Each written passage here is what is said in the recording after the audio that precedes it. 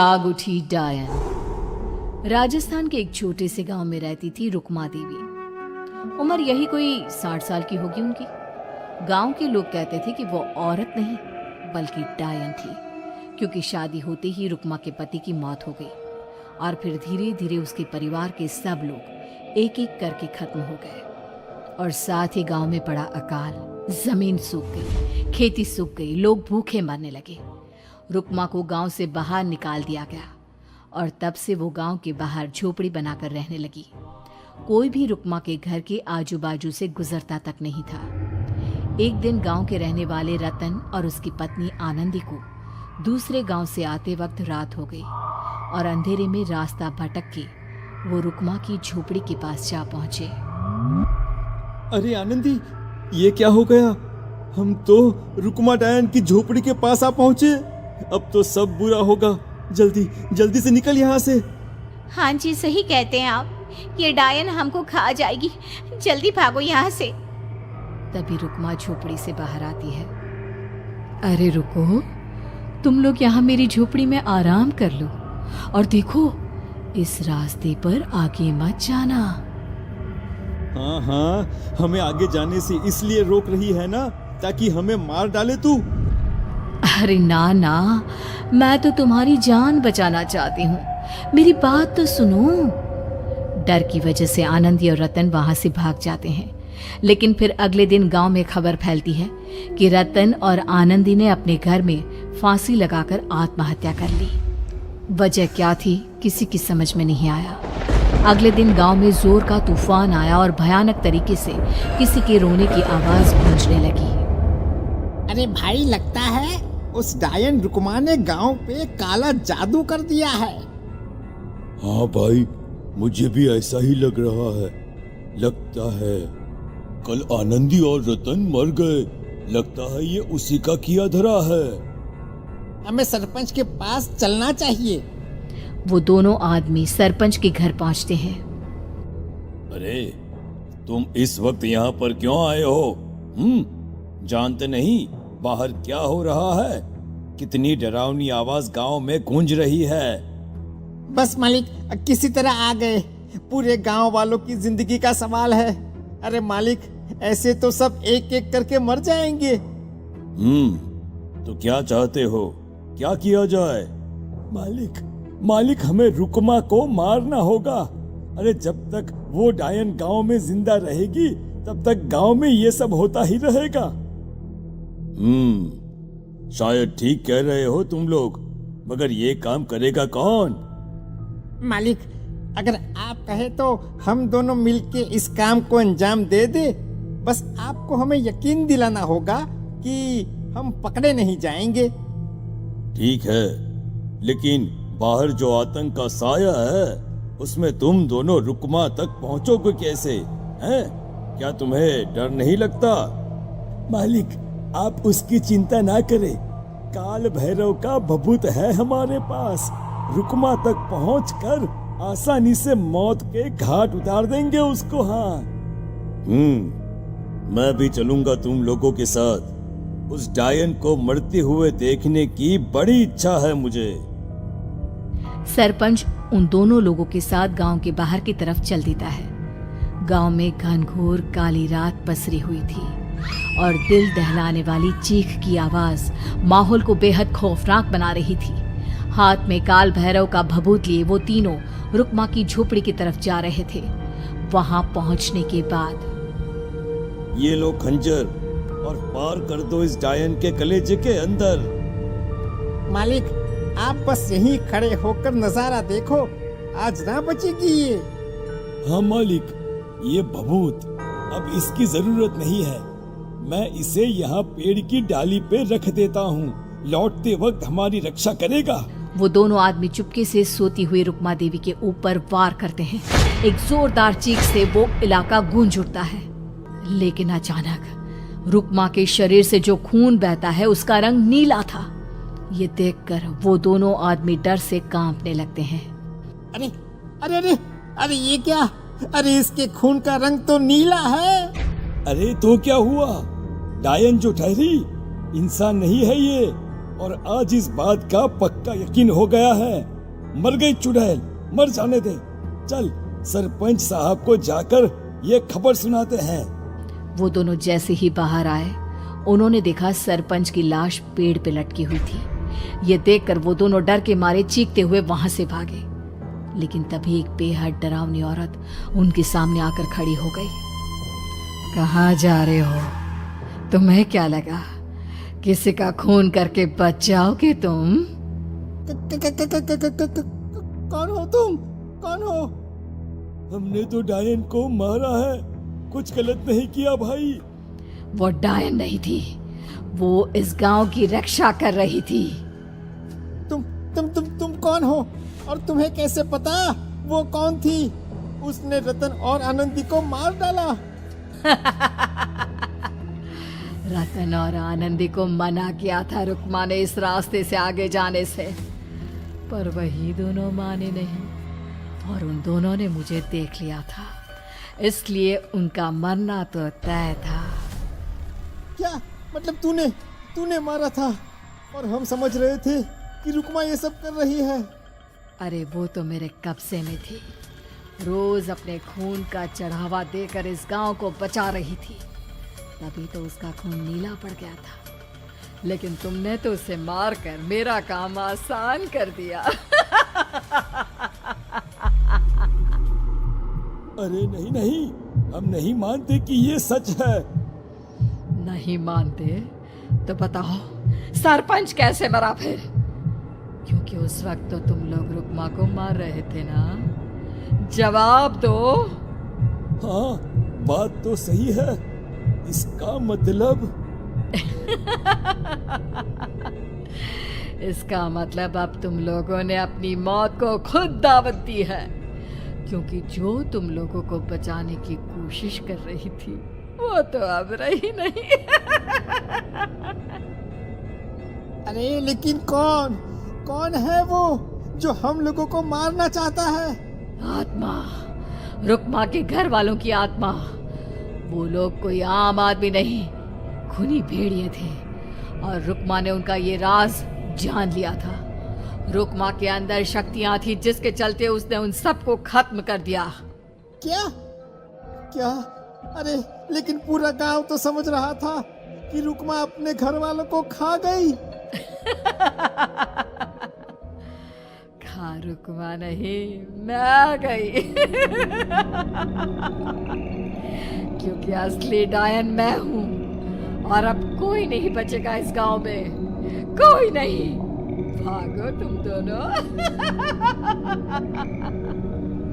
वो दोनों आदमी पागलों की तरह भागते हुए गांव पहुंचते हैं। वहां देखते हैं कि पूरा गांव खुद की नदी बन चुका था।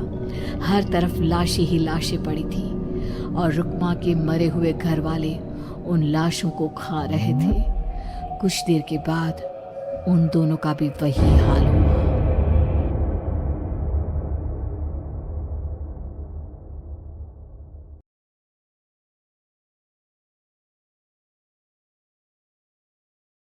बदला।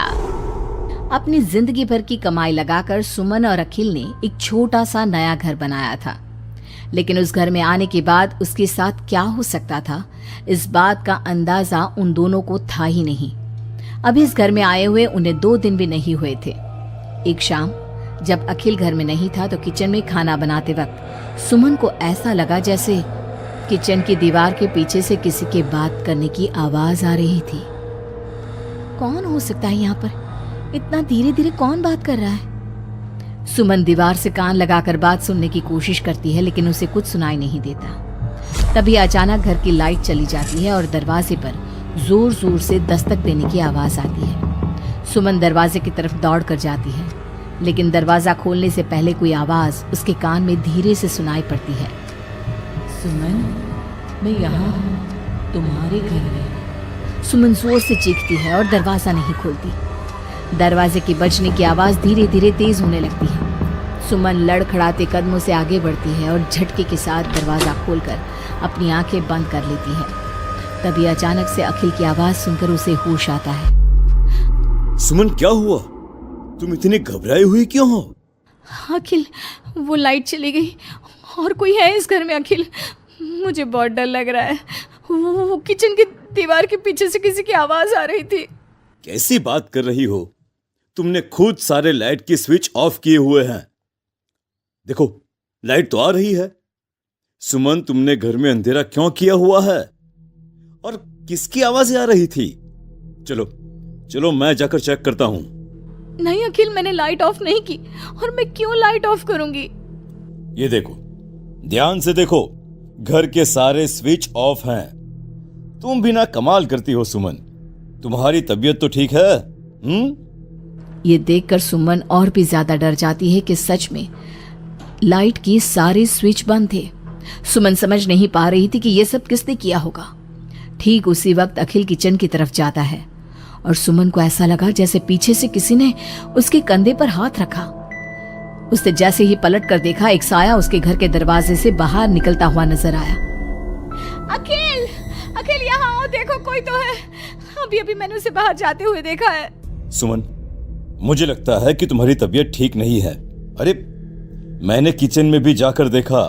पास वाले घर में जो लोग हैं ना, उनसे बात करने की आवाज आ रही है। एक काम करो, तुम जाकर आराम करो, मैं खाना खुद परोस कर खा लूंगा। ओके? तुम बेडरूम में जाओ, जाओ। नहीं अखिल, मैं अकेले नहीं जाऊंगी, और अब इस घर में मैं एक दिन भी नहीं रहना चाहती। थोड़ी देर के बाद सुमन और अखिल दोनों ही बेडरूम में जाकर सो जाते हैं। डर की वजह से सुमन को नींद नहीं आ रही थी, लेकिन फिर वो गहरी नींद में सो जाती है। और सुबह जब सोकर उठती है तो उसने देखा कि अखिल ऑफिस के लिए तैयार हो गया था। अखिल, आप कहाँ जा रहे हैं? मुझे इस घर में अकेला छोड़कर आप कहीं नहीं जा सकते। देखो सुमन, मेरा ऑफिस जाना बहुत जरूरी है। कल तुम ऐसे ही डर गई थी। अब परेशान मत हो, और मैं ब्रेकफास्ट बाहर कर लूंगा। ओके? जब तुम्हारी तबीयत ठीक लगे तो तुम खाना बनाकर खा लेना। और हाँ, अगर तुम कहो तो मैं तुम्हारे लिए बाहर से खाना भिजवा दूं। नहीं अखिल, उसकी कोई ज़रूरत नहीं है, मैं अपने लिए खाना बना लूंगी, लेकिन मुझे डर लग रहा है।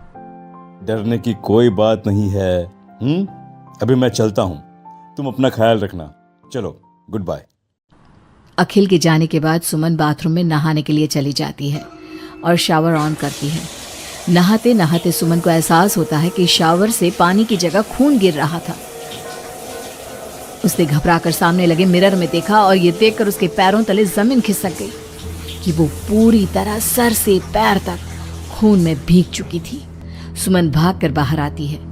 उसे अपने घर का पूरा फर्नीचर जला हुआ नजर आता है, और उसके ठीक सामने खड़ी हुई थी एक औरत जिसने दुल्हन के कपड़े पहने हुए थे। उसके चेहरे पर लंबा सा घूंघट था और उसके शरीर से खून टपक रहा था। कौन हो तुम और क्या चाहती हो मुझसे? यहाँ क्यों आई हो तुम? मैं तुमसे तुम्हारा पति चाहती हूँ। मुझे अपना पति दे दो और मैं वापस चली जाऊंगी। लेकिन मेरा पति? अखिल, मेरा मतलब तुम्हें मेरा पति क्यों चाहिए? हमने क्या बिगाड़ा है तुम्हारा?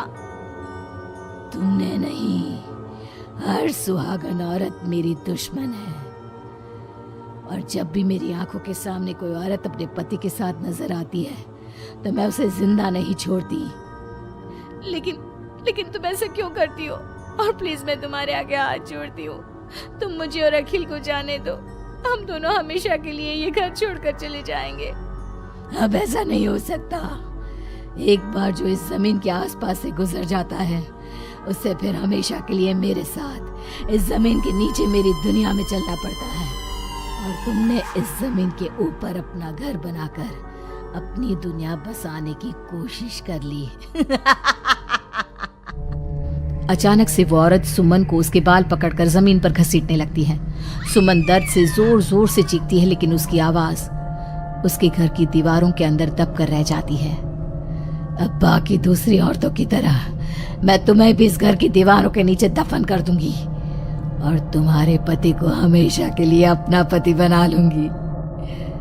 जानती हो, मेरी भी शादी हुई थी, लेकिन शादी के ठीक बाद मांग में सिंदूर भरकर मेरे पति ने गला घोटकर मेरी हत्या कर दी और इस जमीन के नीचे मुझे गाड़ दिया। बस तब से मेरी आत्मा यही भटक रही थी। मुझे भी सुहागन बनना है, मुझे भी पति चाहिए। छोड़ दो मुझे प्लीज, मुझे जाने दो। देखो तुम्हें पति चाहिए, तुम किसी और को अपना पति बना लो, मुझे और अखिल को जाने दो यहाँ से। लेकिन वो औरत सुमन को लेकर वहां से गायब हो जाती है। शाम को जब अखिल ऑफिस से लौट कर आता है, डोरबेल बजाता है, तभी मुस्कुराते हुए सुमन दरवाजा खोलती है। दरअसल सुमन के शरीर के अंदर अब उस औरत की आत्मा थी, लेकिन अखिल का चेहरा देखते ही सुमन के शरीर के अंदर एक हरकत होती है और वो अचानक से नाराज हो जाती है। क्या हुआ सुमन, आज तो ठीक हो ना? तुम्हारी तबीयत भी ठीक लग रही है आज तो। गुड। मुझे नहीं पता था कि तू आने वाला है यहाँ, वरना तो मैं तेरी मौत का सारा इंतजाम करके रखती। क्या हुआ? अब मेरी बात का जवाब नहीं दोगी क्या? नाराज हो मुझसे किसी बात पर? हाँ? ऐसी तो कोई बात नहीं है। जाओ, डाइनिंग टेबल पर तुम्हारा फेवरेट खाना लगा दिया है, जाकर खा लो। हाँ, खुशबू तो बहुत अच्छी आ रही है। वैसे भी सुबह से कुछ खाया नहीं है। थैंक यू यार, मैं जल्दी से जाकर खाना खाता हूँ। ओके? अखिल जैसे ही खाने की कटोरे का ढक्कन हटाता है तो वो हैरान रह जाता है कि वहां पर सुमन का कटा हुआ हाथ था। उसमें पहनी हुई चूड़ियों से वो सुमन के हाथ को पहचान जाता है।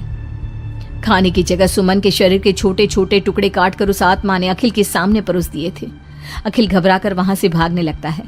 तभी सुमन के शरीर में मौजूद वो आत्मा अपने असली रूप में आकर अखिल के सामने खड़ी हो जाती है। कौन हो तुम और क्या किया तुमने मेरी पत्नी के साथ? हाँ? इसका मतलब वो ठीक कहती थी कि इस घर में कुछ गलत है। कहाँ है मेरी सुमन? तुम्हारी सुमन के मैंने छोटे छोटे टुकड़े करके उसका खाना बना दिया और उसकी आत्मा को मैंने इस घर की जमीन के नीचे दफन कर दिया है। वो कैद हो गई है यहाँ हमेशा के लिए। तुम भी उसके पास जाना चाहते हो? मगर क्यों किया तुमने ऐसा? क्या दुश्मनी थी तुम्हारी और मेरी पत्नी? पहले तो मैंने तेरी पत्नी को सिर्फ इसलिए मारा क्योंकि मैं तुझे अपना पति बनाना चाहती थी। मेरी आत्मा जो पूरे एक जन्म से किसी से शादी करने के लिए तड़प रही है, उसकी हसरत पूरी करना चाहती थी मैं। और इसलिए मैंने तेरी पत्नी का रूप लेकर तेरे साथ रहने के बारे में सोचा। लेकिन जानता है, अब मैं तुझे जिंदा नहीं छोड़ूंगी। लेकिन क्यों? देखो तुमने सुमन के साथ जो भी किया, मुझे जाने दो यहाँ से प्लीज। अखिल भागने लगता है, लेकिन घर का दरवाजा अब लॉक हो चुका था। अब तो भाग कर नहीं जा सकता। मेरे हाथ तेरे खून से रंगने के लिए बेचैन हो रहे हैं। मेरा गला सूख रहा है, अब उसकी प्यास तेरे खून से ही बुझेगी। अरे लेकिन क्यों? तुम्हारी आखिर मुझसे दुश्मनी क्या है? आत्मा अखिल की बात का कोई जवाब नहीं देती और अपने लंबे नाखून उसके गले में गड़ाकर उसके शरीर को खा जाती है और उसके बाद जोर से हंसते हुए कहती है, तेरा शरीर भले ही अखिल का शरीर है, लेकिन तेरे अंदर मेरे पिछले जन्म के उसी पति की आत्मा थी जिसने शादी से एक रात पहले गला दबाकर मेरी हत्या की।